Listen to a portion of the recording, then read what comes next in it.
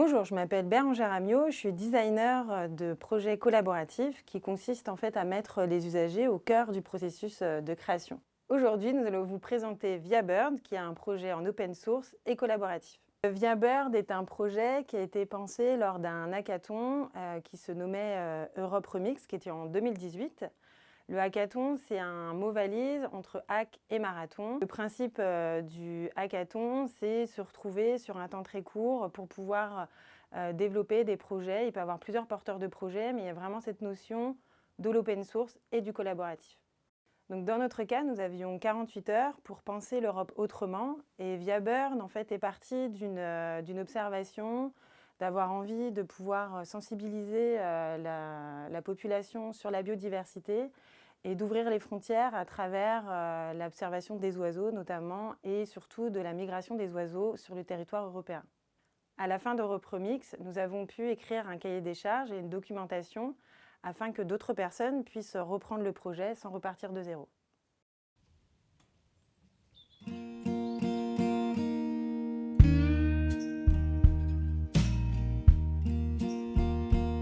Bonjour à tous, je m'appelle toujours Thibaut et je suis toujours Fab Manager au lab de la Maison des Assos.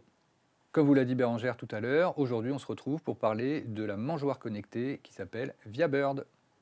Alors, lorsqu'on a récupéré ce projet au lab, cette mangeoire, après Europe Remix, n'était pas encore une mangeoire. C'était au départ un nichoir qui était censé monitorer la vie des oiseaux dans cet espace-là.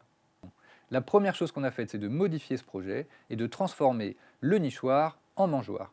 On s'est très rapidement arrêté sur le Raspberry Pi qui nous paraissait être le composant idéal pour cette situation. Couplé avec la caméra Raspberry Pi et un petit détecteur de présence, on se retrouve ici avec la liste complète du matériel pour faire fonctionner tout ça. Restait à solutionner pour ce petit projet les problèmes liés à l'alimentation et à la connectivité Internet. Plusieurs possibilités s'offrent à nous avec le Raspberry Pi, soit en connexion Wi-Fi, soit en connexion filaire, à chacun après de développer ses propres connectiques en fonction de l'espace où il veut installer sa mangeoire. Première grosse problématique avec le contreplaqué, c'est qu'il est clairement déconseillé pour un usage avec les oiseaux. En effet, avec le temps, les différentes couches de bois et de colle qui constituent ce matériau s'avèrent être extrêmement nocives pour les oiseaux. Deuxième remarque qu'on nous a fait sur ce premier prototype, c'est la fermeture de cette boîte qui risque de plus effrayer les oiseaux que de les attirer. Donc dans un second temps, l'objectif va être de modifier le premier prototype pour en faire une mangeoire ouverte.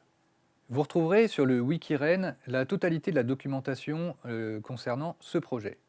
Par exemple, un animateur de peine de la maison de quartier La Touche, Pierrot, que vous retrouverez sur une prochaine vidéo pour une évolution de ce projet-là, a documenté la totalité d'un atelier sur la fabrication de cette mangeoire, où vous retrouverez toutes les étapes détaillées pour réussir à fabriquer cette mangeoire.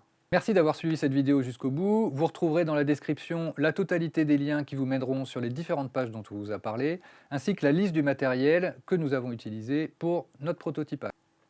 À bientôt! À bientôt!